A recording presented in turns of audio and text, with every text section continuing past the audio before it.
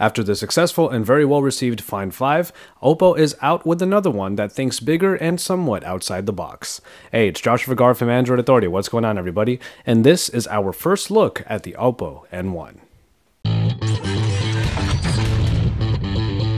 Oppo was gracious enough to bring me out to their launch event in Beijing, and after a spirited presentation, I got my hands on the new 5.9-inch large N1.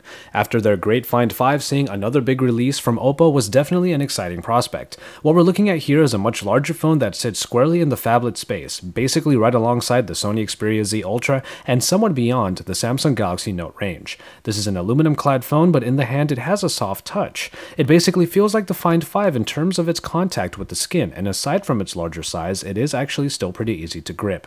Oppo has really made design one of its biggest priorities, and in the presentation, they made a big deal of the fact that all of the ports have been brought down to the bottom to ensure all the other sides remain very sleek.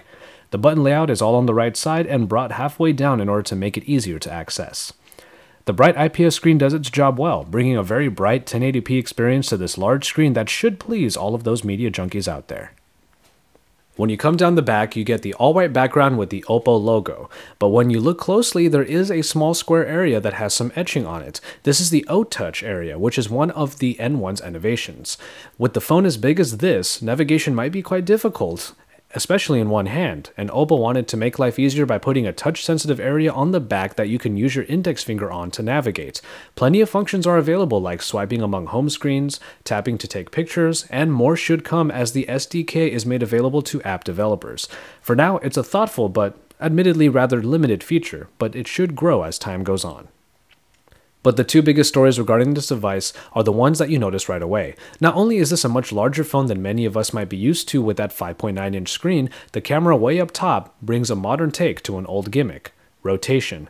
Yes, the speaker grille and the rear-facing camera have been put together into one movable unit, thus allowing you to have the rear-facing camera move forward to become your front-facing camera, with all angles in between possible for shooting as well. The camera has two flash diodes that work in congruence to get you either a softer or stronger light depending on your circumstances.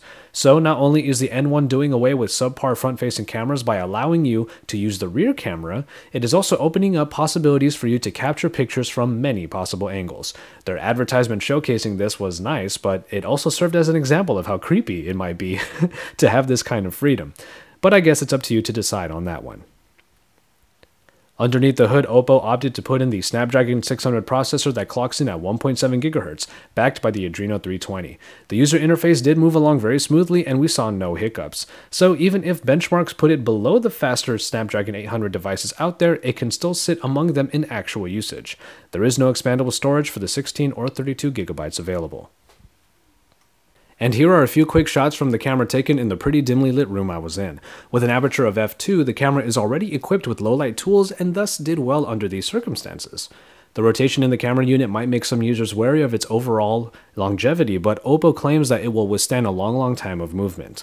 One of the bundled accessories with the N1 is a small module called the O-Click. This is a small but still attractive looking button that has a few different functions. It mainly is able to remotely snap a picture if you put the phone down for, say, a group shot, but also is a two-way phone locator device. And finally, in software, we were all waiting with bated breath to hear about the CyanogenMod partnership. Unfortunately, information was quite sparse as they definitely announced the partnership but stopped short of giving further information. One of the main questions was if Oppo was going to continue with its own operating system. This was answered pretty emphatically with the unveiling of the Color OS. So this is how it's basically going to work. All Oppo units thus far will come with the Color OS installed, but the CM-ROM will be bundled along with instructions on how to install or flash it. A special edition of the N1 with CyanogenMod pre-installed is in the works, but we'll see a limited release. As far as Color OS goes, it is very similar to the OS that we saw in the Find 5, with a couple new features, mainly support for gestures that are put in via a new drop-down that you can access by dragging down from the top left corner. It is nice to see Oppo continuing with their own software endeavors, but the CyanogenMod announcement definitely propels them into more Western audiences, all of whom should be paying more attention to the fast-growing Oppo, if they haven't already. And so, there you have it. The Oppo N1 is quite the endeavor from a Chinese manufacturer that somewhat surprised but definitely pleased all of us with their Find 5. Once we get our hands on a unit for a full review, make sure you check it out, as we are definitely excited to put the N1 through its paces. Until then, stay tuned to Android Authority for all of the best coverage, because we're your source for all things Android.